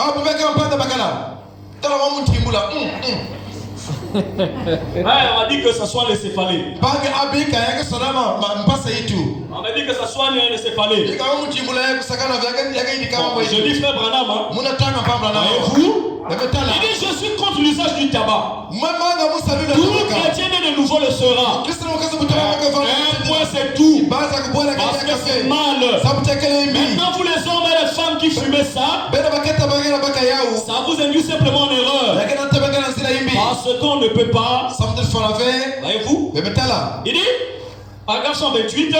Mais pour ce qui concerne de travailler dans le tabac ou de cultiver du tabac, il dit maintenant, vous les frères du Kentucky, vous les frères de Pointe-Noire, qui cultivez du tabac, eh bien, je dirais une chose, si ça vous culpabilise de le faire,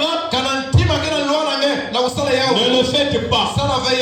Si ça vous culpabilise de le faire, ne le faites pas. Mais maintenant, souvenez-vous, un peu plus haut, frère madame a dit, tout chrétien né de nouveau, voyez-vous, ne le fera pas. Un point, c'est tout. Alors ne venez pas dire ici, moi ça ne me culpabilise pas. Bon, ok, on va comprendre que tu n'es pas encore né de nouveau. Voyez-vous? Parce que si tu es né de nouveau, tu vas être culpabilisé. Est-ce que nous voyons ça? Il dit ne le faites pas. En effet, je ne voudrais pas faire quoi que ce soit qui... Oh, j'aime ça. Madame dit, il dit en effet, je ne voudrais pas faire quoi que ce soit qui, en sachant que ça contribue à la mort d'autrui. Frères et sœurs, ne fais pas quelque chose que tu sais ça va contribuer à la mort de quelqu'un. Voyez-vous, quelqu'un qui croit William Maron Branham ici, confiez-vous à Dieu et vous serez affermis. Confiez-vous en ses prophètes et vous réussirez. C'est ce que la Bible nous dit. Je crois que c'est dans 1 Chronique 20, je crois. 1 Chronique 20, je peux me tromper, mais ça doit être là. Voyez-vous, confiez-vous à William Maron Branham. Il dit, je reviens sur ça.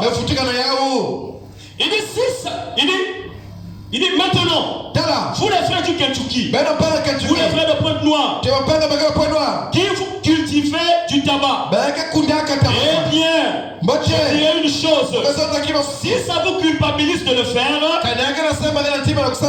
le faites pas. Il dit en effet, je ne voudrais pas faire quoi que ce soit en sachant que ça contribue à la mort de quelqu'un. Oh mon frère, tu sais que ça va contribuer à la mort de ton frère. Tu sais que ça va contribuer à la mort de ta soeur. Tu sais que ça va contribuer à la mort de ton voisin. Ne le fais pas. Il dit c'est mal de faire boire de l'alcool à son prochain. C'est mal de faire boire de l'alcool à son prochain. Donc, ce serait mal de fabriquer des boissons alcoolisées. C'est pas moi. Je suis en train de dire William Maron Branham. J'ai donné la référence.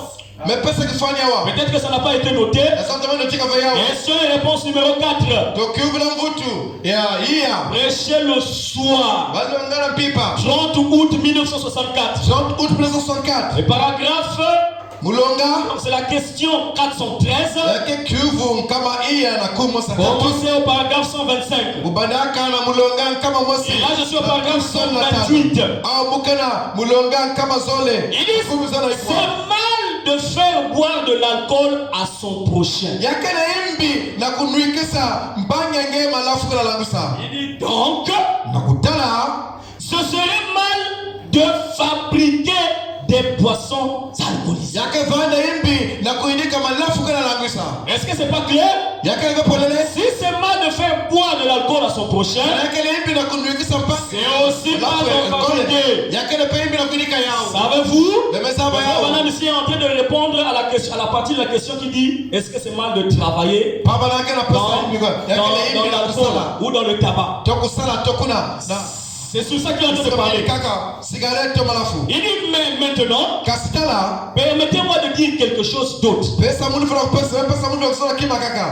Il dit maintenant, pour ce qui concerne de le cultiver, paragraphe 129. Il dit le tabac. Vous savez, la nicotine est aussi utilisée dans des produits médicaux. Et saviez-vous ce que vous cultivez? Et saviez-vous que vous cultivez du maïs qui sert à la fabrication du whisky, du blé et de l'orge qui servent à la fabrication du whisky? Il n'est pas vrai. Le tabac sert à la fabrication des produits médicaux. Bien entendu, à beaucoup de choses. Il dit le maïs, le blé et l'orge contribue aussi à la fabrication de l'alcool, de whisky. Il n'est pas vrai. Il dit très bien. Il dit voyez, vous ne savez pas à quelle fin ils vont utiliser ça. Vous ne savez pas à quelle fin ils vont utiliser ça. Mais bon, nous cultivons du maïs et nous pouvons penser en cultivant du maïs qu'il pourra servir à faire des flocons de maïs. Voilà. Et de la nourriture pour les gens. Du pain, du maïs et ainsi de suite. Je reprends ça. Frère madame dit, mais bon, nous cultivons du maïs et nous pouvons penser en cultivant du maïs qu'il pourra servir à faire des flocons de maïs et de la nourriture pour les gens, du pain, de maïs et ainsi de suite. La pensée que nous avons en cultivant le maïs, c'est que ça va servir pour la nourriture.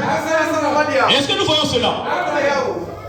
Il dit mais bon, nous cultivons du maïs et nous pouvons penser en cultivant du maïs qu'il pourra servir à faire de flocons de maïs et de la nourriture pour les gens, du pain de maïs et ainsi de suite. Mais il fabrique aussi des boissons intoxicantes avec ça. Vous voyez? Alors on ne sait plus trop ce qu'il faut faire. Qu'est-ce qu'on va faire? Voyez-vous? Oh, c'est à ce niveau-là que le dent entre en action. Le Saint-Esprit vient, utilise le dent pour apporter un peu plus d'éclaircissement. Lorsque vous rentrez dans la pensée, vous allez comprendre que frère madame ici est en train de nous dire que nous, notre maïs, lorsque nous plantons cela, c'est pour qu'on fasse un bon usage de cela. Mais les autres ont fait un mauvais usage. Tant que tu sais que ton maïs, tu en plantes pour faire un bon usage, alors continue mon frère. Alors continue ma soeur. Voyez-vous? Mais le jour, ça c'est moi, c'est comme ça que je comprends ça. Le jour que je saurai que celui qui vient acheter le maïs chez moi, il en fabrique de l'alcool, je ne lui revendrai plus mon maïs. C'est comme ça que moi je comprends ça. Voyez-vous? Parce que si je lui vends mon maïs en sachant que lui va fabriquer de l'alcool, je rentre dans la chaîne de culpabilité.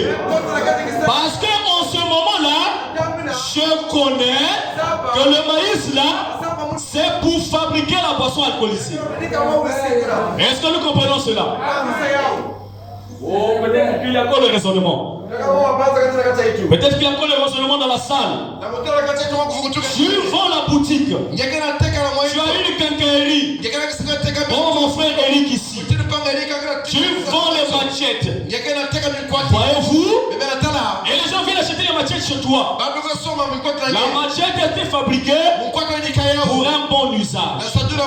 Pour les champs. Voyez-vous? Amen. Tu vends les machettes. C'est normal que tu vends les machettes. Mais le jour que tu écouteras que Ngamouina, lui, il va dépecer les gens avec les machettes. C'est un coulou. kuluna. Tu vas encore lui revendre le machette s'il vient chez toi. Vous voyez ça? Ah. Comme tu peux plus lui revendre la machette parce que tu sais qu'il est un kuluna, de la même manière que tu ne vendras plus le maïs à celui qui fabrique la boisson pour enivrer les gens. Voyez-vous? Je crois que c'est comme ça. À moins que vous soyez un homme insensé pour encore vendre la machette à un kuluna. Avant, vous ne saviez pas. Voyez-vous? Mais maintenant, vous savez que ce tabac-là, on en fabrique la cigarette. Mais vous n'allez plus vendre le tabac. Écoutons frère Branham.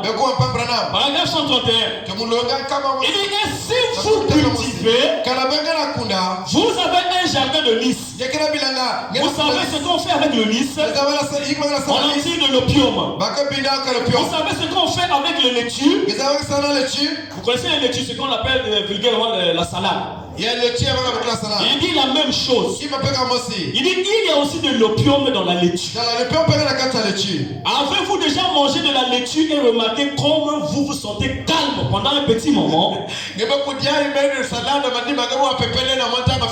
Voyez-vous? Il dit c'est l'opium qu'il y a dedans. Il n'a plus Dieu quand il a fabriqué le laitue.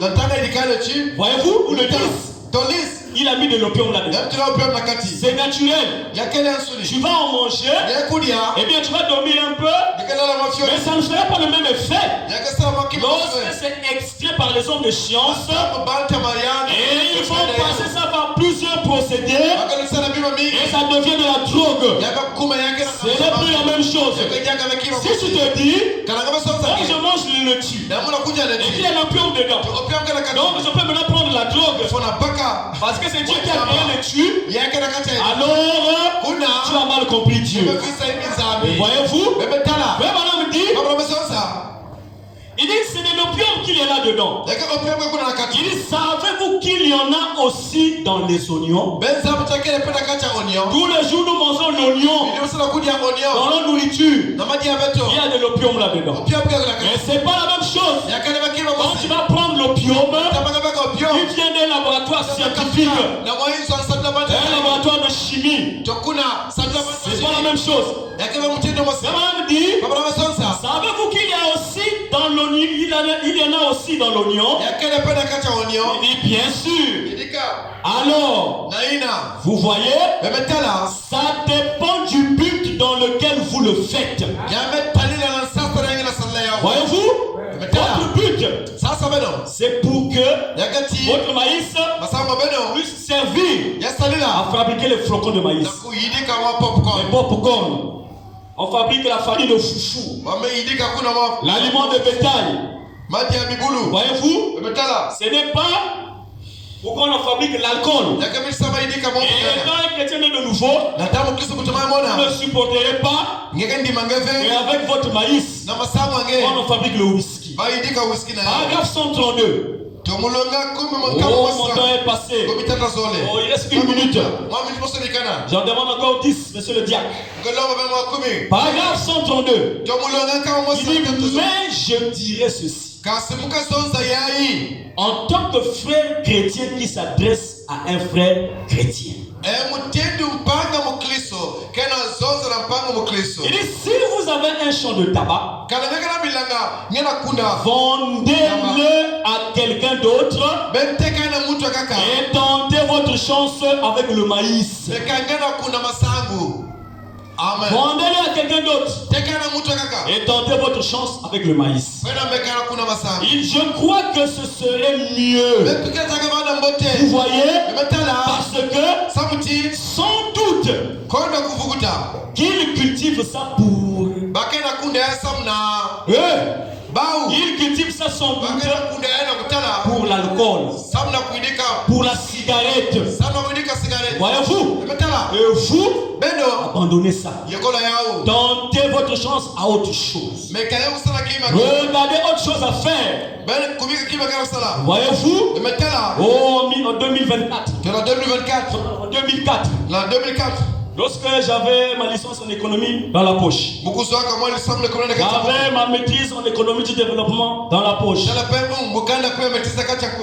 Alors le mari à ma tante, le mari à ma tante, à ma petite maman, il travaillait à Brasco. Bon, il est maintenant retraité. Alors, il était un ancien là-bas. Et il y avait un recrutement à Brasco, à Brazzaville, pour faire le commercial. Alors, comme il est ancien là-bas, son chef lui a dit: si tu as un fils qui a fait l'économie, qui a fait gestion, qui a fait commerce, marketing, amène son dossier, eh bien on va l'employer ici. Et il m'a appelé, il m'a demandé d'amener le dossier. Je dis c'était pourquoi. Il dit non, tu vas travailler chez nous là-bas. Ils avaient déjà acheté, vous savez, ils ont des petites voitures là, Suzuki là, ou Jimmy. Les Jimmy, voilà. Donc il y avait déjà ces véhicules là. Il m'a dit les véhicules sont là, donc vous allez conduire et puis vous allez faire la promotion des boissons. Et je lui ai demandé, est-ce qu'il s'agit seulement des boissons gazeuses ou des boissons alcoolisées aussi? Il m'a dit non, lorsqu'il s'agit de la promotion des boissons gazeuses, vous allez faire la promotion des boissons gazeuses. Et lorsqu'il s'agira des boissons alcoolisées, vous allez aussi faire la promotion des boissons alcoolisées. Mon frère, j'étais en chômage en 2004 à Brazzaville, sur la rue Diessé. Voyez-vous? Alors le combat a commencé dans mon cœur.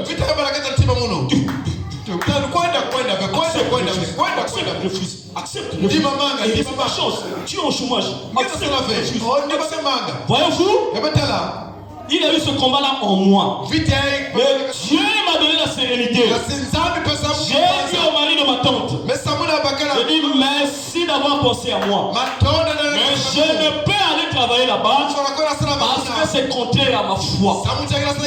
Voyez-vous? C'était un scandale dans la famille. Un scandale dans la famille. Je ne pouvais plus me pointer devant ma tante pour demander à manger parce que j'ai refusé de travailler. Oh, le mari de ma tante m'a dit mais nous avons des pasteurs qui travaillent là-bas. Il y a ceux qui travaillent même à l'assiette. Comment tu peux dire des choses comme ça? Je dis ça c'est eux, mais moi ça ne me convient pas. Merci d'avoir pensé à moi. Mais trouve une autre personne.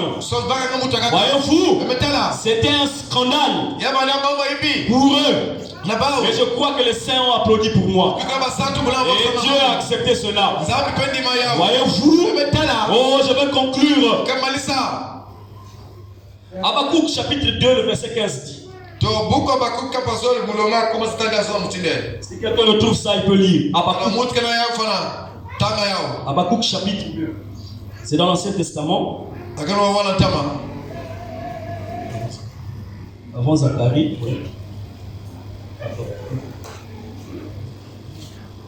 Si quelqu'un retrouve.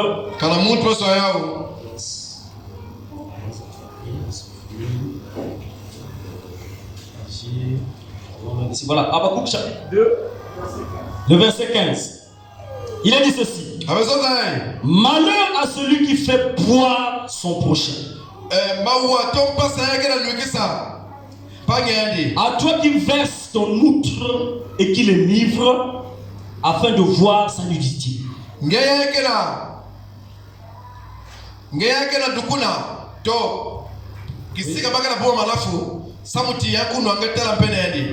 Tu seras rassasié de honte plus que de gloire. Bois aussi toi-même et découvre-toi. Voyez-vous? Si tu veux faire boire à l'autre, bois toi-même aussi. Si tu veux faire fumer l'autre,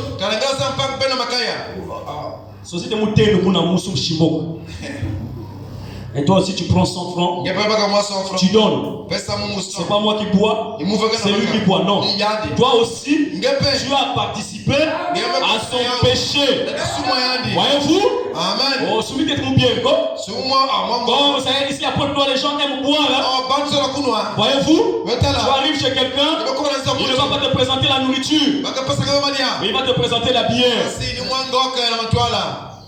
Malheur aux hommes à cause des scandales. Mais il est nécessaire que le scandale arrive. Mais malheur à la personne par qui le scandale va arriver. Voyez-vous, Habakkuk dit, malheur à celui qui fait boire à son prochain. Si tu veux faire boire au prochain, toi aussi bois toi-même. Voyez-vous, Luc chapitre 11, verset 47. Voyez-vous, ici Luc 11, 47. Luc, je suis à Matthieu, ok? Merci. Luc 11. Oh, je suis en train de conclure. Je suis en train de conclure. 11, 47. Il est dit ceci. Malheur à vous. C'est le Seigneur qui dit. Malheur à vous. Parce que vous baptisez les tombeaux des prophètes que vos pères ont tués.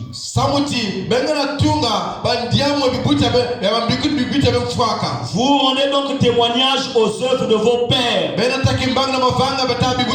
vous les approuvez. Par eux, ils ont tué les prophètes. Et vous bâtissez leurs tombeaux. Vous voyez le lien que le Seigneur est en train de faire? Il dit, c'est pourquoi la sagesse de Dieu a dit, je leur enverrai des prophètes et des apôtres. Ils tueront les uns et persécuteront les autres, afin qu'ils soient demandés compte à cette génération du sang de tous les prophètes qui a été répandu depuis la création du monde. Leurs pères ont tué les prophètes. Peut-être qu'eux n'ont pas vécu la même période, la même époque que leurs pères. Mais eux, quand ils sont venus à leur tour, ils ont bâti les tombeaux des prophètes qui ont été tués par leur père. Le Seigneur Jésus-Christ dit, vous êtes en train d'approuver les œuvres de vos pères. Ils ont tué les prophètes. Et vous avez construit le tombeau. Voyez-vous, il y a un lien entre ceux qui ont tué les prophètes et ceux qui construisent leur tombe. Vous acceptez leurs œuvres. Quelqu'un va voler et vous mangez avec lui le fruit de son vol. Vous êtes en train de vous mettre ensemble avec lui. On est tous en engrenage de la culpabilité. La chaîne de condamnation. On ne t'appuie pas sur ton intelligence. Je suis en train de terminer. Prêché le 20 janvier 1965. Paragraphe 39. Ne t'appuie pas sur ton intelligence. Prêché le 20 janvier 65. Paragraphe 39.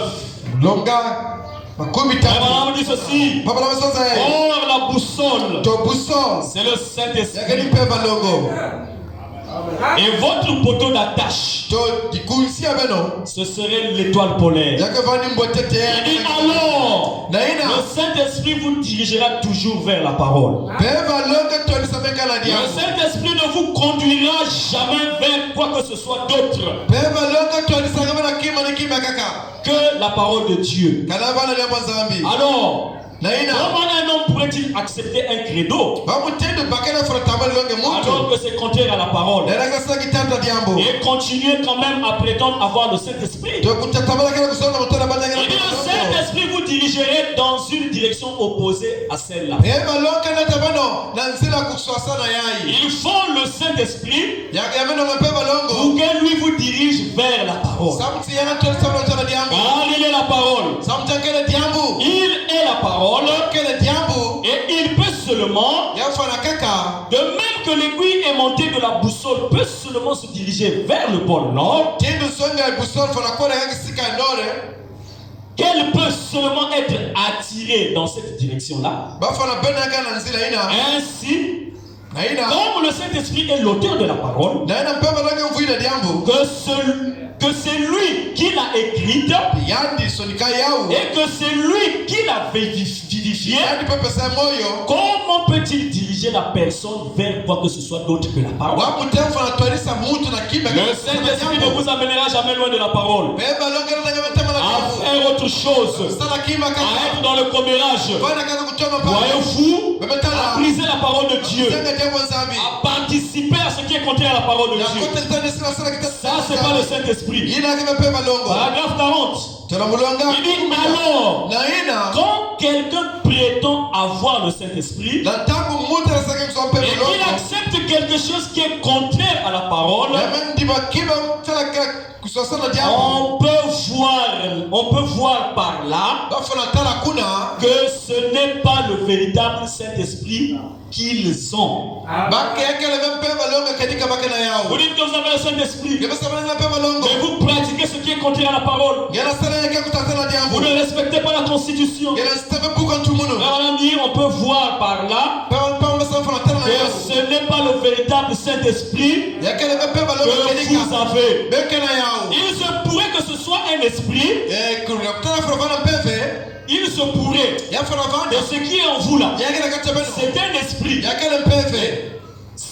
Je ne dis pas le contraire. Mais ce n'est pas le Saint-Esprit de Christ. Pas pour toi dire que tu as le Saint-Esprit. Mais si ta vie n'est pas comparable à la parole, si tu vis mal, tu transgresses la parole de Dieu, si tu es tout le temps embarqué dans la chaîne de culpabilité, me dit tu as certainement un esprit, mais ce n'est pas le Saint-Esprit de Christ. Il dit maintenant, vous savez, très souvent, les gens prennent les esprits les uns des autres. Et alors avec ça, ils pourraient être dirigés, disons, un groupe d'hommes vers une certaine chose. Mais ils ne sont pas dirigés par Christ. Voyez-vous? Mais le Saint-Esprit, lui, il dirige toujours vers Christ. Et Christ est la parole. Voyez-vous? Si nous avons les groupes dans l'église, si nous avons des préférences dans l'église, oh, ça c'est l'église, le groupe de Bembe. Ça c'est le groupe de Vili. Lorsqu'un frère Bembe a une situation dans l'église, vous voyez les frères Bembe sont motivés. Lorsqu'un frère Vili a une situation dans l'église, vous avez les frères Vili motivés. Vous avez une sœur Yaka qui a un problème dans l'église. Le groupe de Yaka ou de Teke sont motivés. Ça, c'est pas la conduite du Saint-Esprit. Lorsqu'on peut voir par là, nous savons que vous avez un esprit. C'est l'esprit de Teke, c'est l'esprit de Fili, c'est l'esprit de Bembe, c'est l'esprit des clans. Mais c'est pas le Saint-Esprit. Voyez-vous, lorsque nous sommes dans le commérage, un frère a commis le péché. Au lieu de respecter la procédure de la parole de Dieu, nous faisons le reportage. Nous ne faisons pas du bien au corps de Christ. Nous faisons le mal au corps de Christ. Nous pouvons comprendre par là que le Saint-Esprit n'est pas là. Que l'amour de la vérité n'est pas en nous. Parce que l'amour de la vérité ferait que lorsqu'il y a le mal dans l'église, cela doit me concerner. Cela concerne mon frère. Cela me concerne aussi. Cela concerne ma soeur. Cela me concerne ici. Son problème, c'est mon problème. Parce que nous sommes dans le corps. Nous avons tous le même esprit. Et nous nous préparons tous pour aller au ciel. Voyez-vous, je vous prie de vous lever. Oh mon frère, ma soeur, après avoir écouté cela, la chaîne de culpabilité. Est-ce que tu vas demeurer dans la chaîne de culpabilité ou bien tu feras comme Jimmy? Il n'a pas regardé que c'était le docteur Ramsey. Il n'a pas vu que c'est ce frère-là qui me donne souvent l'argent. Il n'a pas vu que c'est ce frère-là qui me dépanne. Mais il a placé la parole en premier. Il n'a pas voulu rester sous l'influence d'un autre. Il a voulu rester sous sous l'influence du Saint-Esprit. Voyez-vous? Et c'est cela l'attitude d'un vrai chrétien. C'est l'attitude de celui qui est né de nouveau. Tu travailles dans une société qui fabrique ce qui est contraire à la parole de Dieu. Qui fabrique de l'alcool. Oh, peut-être tu es même technicien là-dedans. Peut-être que tu es même dans ceux qui fabriquent la chimie.